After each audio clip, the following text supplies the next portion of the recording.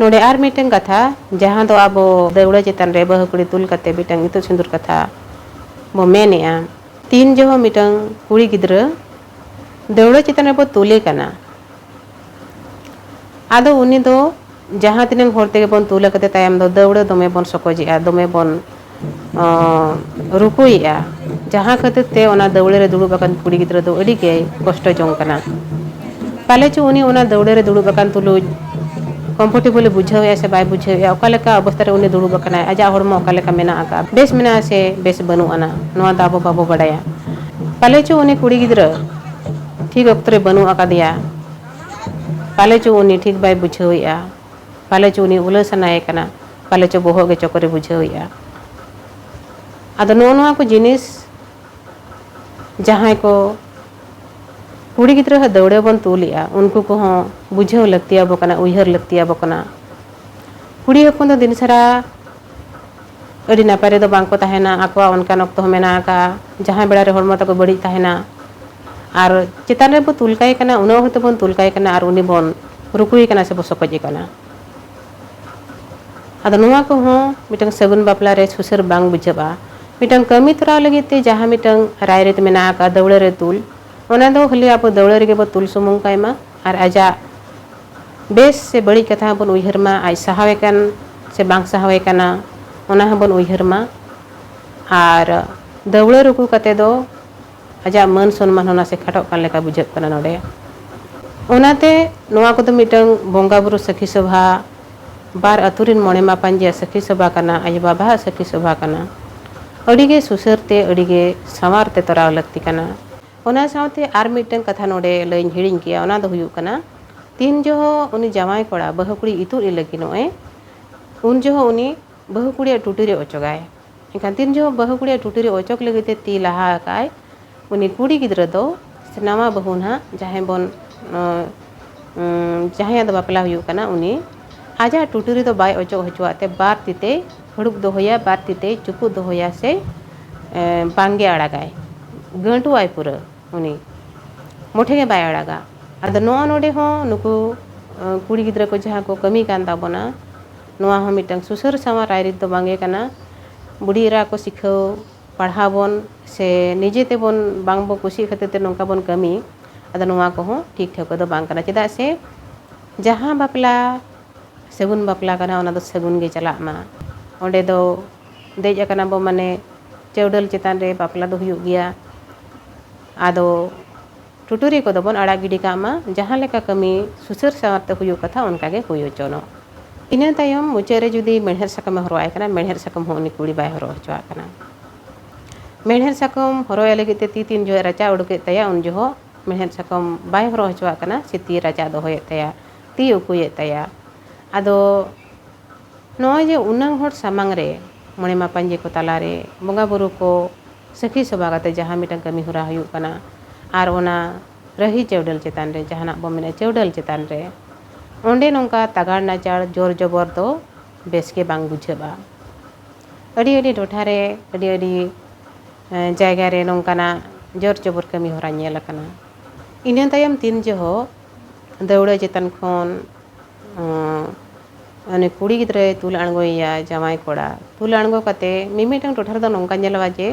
दौड़ा खने तुल अणगो कते खान गे आदो अतकिरे कना आदो नोआ नोडे दो सुसर सामार दो बांगे आइक कना चेदा से ओंडे उना मोणे मा पांजे मेना आकार को बार अतुरेन मोणे मा पांजे मेना आकार को उनको सखी सबारे बोंगा बुरु सखी सबारे नोआ मिमिटन टोठा रे नेलवा आदो ओनतेन होर दो जहाँ जहाँ टोठा रे नोंका हुयुआ उनको होर को दो ओनागे मिटन ठीक मेनते को मनेया आदो ठौका सही से गहते जुदे बन उयहरा नोआ दो ठीक दो बांगे कना चेदा से बारिया अतुरिन मोणे मा पांजे को मिठेना कना आये बाबा मेना आकार को सावते बोंगा बुरु मेना आकार को उनको सखी सभारे नोआ बापला हुयुग कना बापला हुयेन तायम उनको सनाम हड़ को ओंडे दो गोड़ जोहार को लगती कना को ठेन कोन थूम से आशीर्वाद हताव लगती कना ओना खातिर गे तीन जो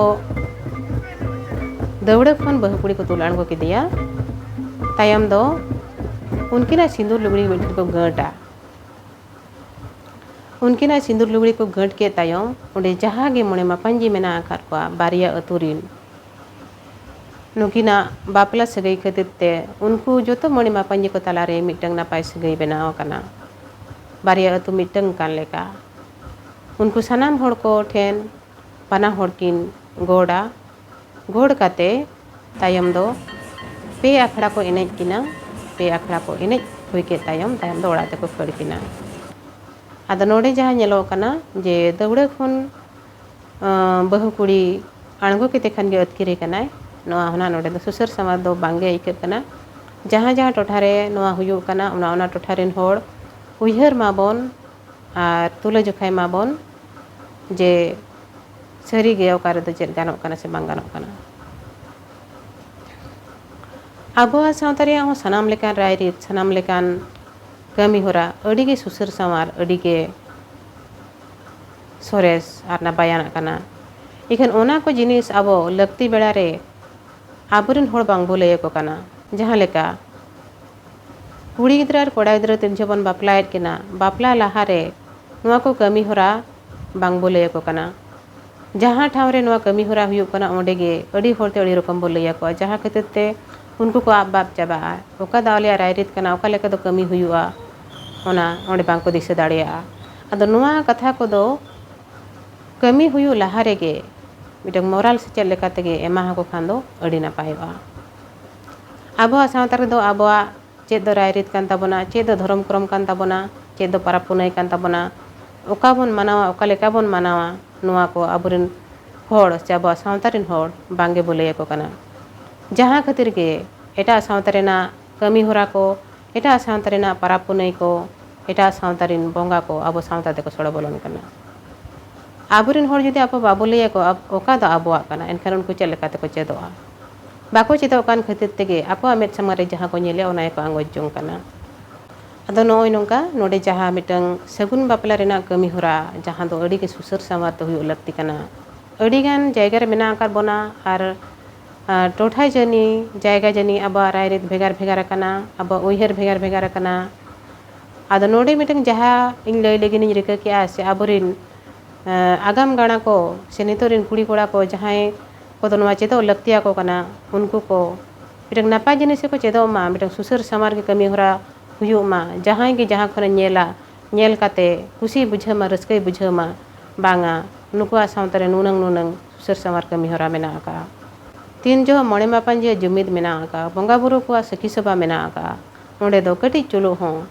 ओ सगुन लेका से बांग सुसरो लेका कमी होरा जालो नेलो ताबोमा आबोआ सावतारे ना रायरित तो अडी के सोरेसा अडी के सोनोता ओक्तो सावते मोचा मोचा मोचा चेतन मोचा ओना को नासेना एंते नतिया कान ताबोना नासेना भेगार भेगार कान ताबोना से नासेना एटा सावतारे ना लय लक्चर को हों कमी होरा को हों सोड़ बोलवा कना तबे नितो आबो ओका दो आबोआ कना ओका दो सुसर सामारा कना ओना को तुले जोखा काते ओना को आपनार हुया बोना मा एनखान आर बर्ती बांग मेन काते तेहेन न्या नो सगुन बापला रेना कथा दो नोडे गिन मुचादिया मा एनखान सनाम को अडी अडी सारहाव आर जोहार।